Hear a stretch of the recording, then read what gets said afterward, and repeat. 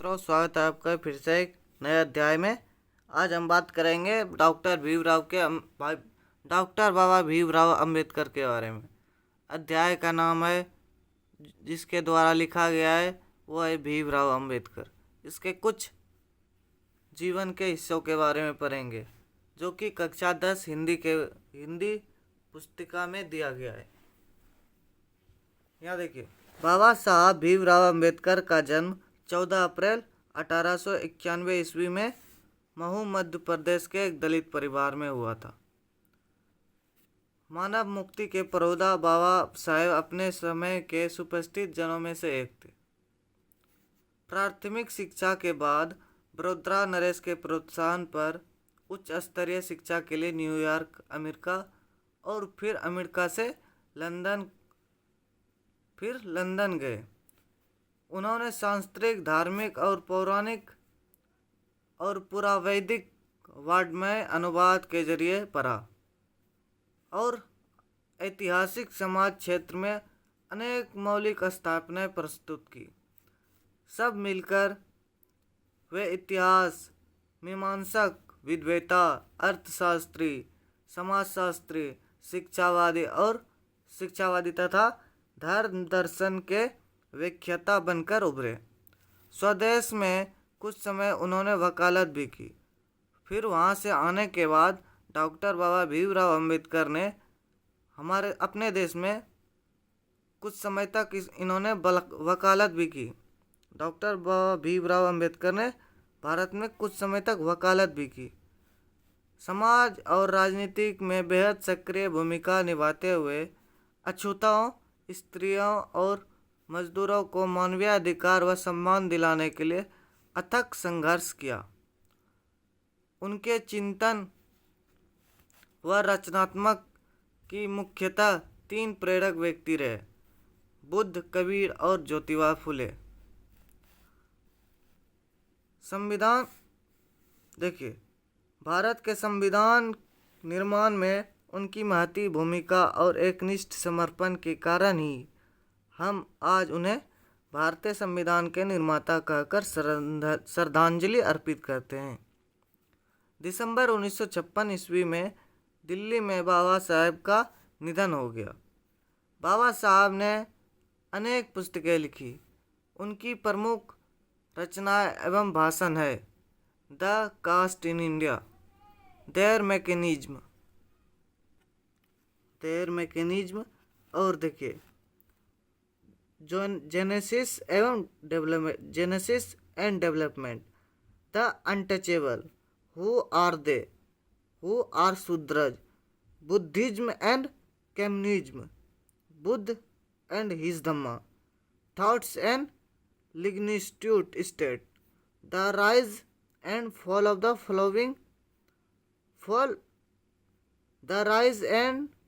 Fall of the Hindu woman, annihilation of caste आदि।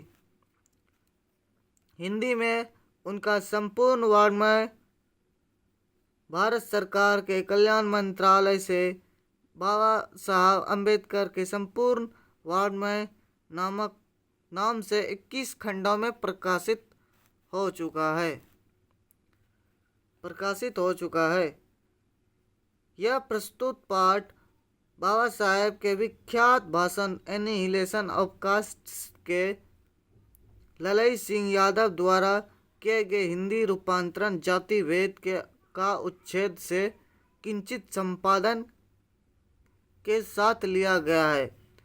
यह भाषण जाति पाति तोड़क मंडल लाहौर के वार्षिक सम्मेलन 1936 के अध्यक्षीय भाषण के रूप में तैयार किया गया था, परंतु इसकी क्रांतिकारी दृष्टि से आयोजकों की संपूर्णता सहमति न बन सकने के कारण सम्मेलन स्थगित हो गया और यह पढ़ा ना जा सका।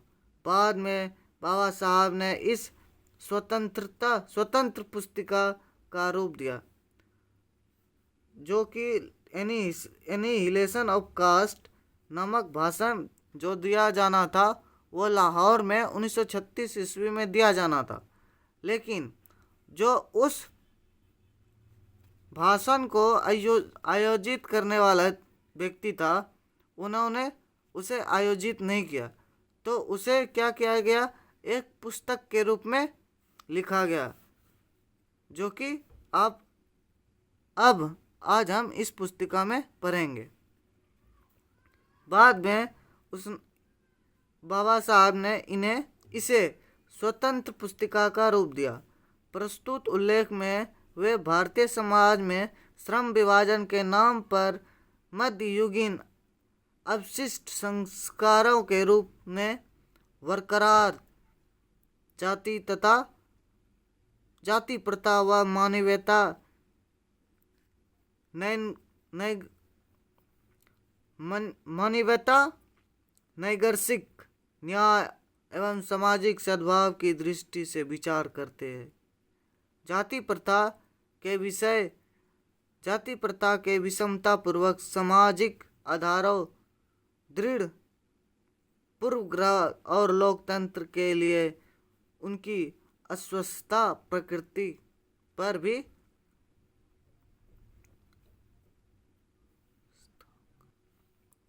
अस्वस्थाकर प्रकृति पर भी यह एक संभ्रांति विद्वता का दृष्टिकोण उभर सका है। संभ्रांति विद्वता का दृष्टिकोण उभर सका है। भारतीय लोकतंत्र के भावी नागरिकों के लिए यह उल्लेख अत्यंत शिक्षाप्रद है। क्या है यह एक, देखिए यहाँ पर आपको कुछ कमियां दिखी होगी। बाद में बाबा साहब ने इसे स्वतंत्र पुस्तिका का रूप दिया। प्रस्तुत उल्लेख में भारतीय समाज में श्रम विभाजन के नाम पर मध्ययुगीन अवशिष्टों संस्कारों के रूप में बरकरार जाति प्रथा व मानवीयता के नैसर्गिक न्याय एवं सामाजिक सद्भाव की दृष्टि से विचार करते हैं।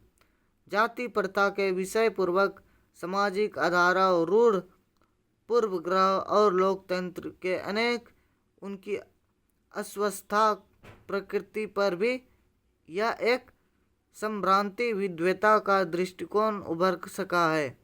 भारतीय लोकतंत्र में भावी नागरिकों के लिए यह आलेख अत्यंत शिक्षाप्रद है।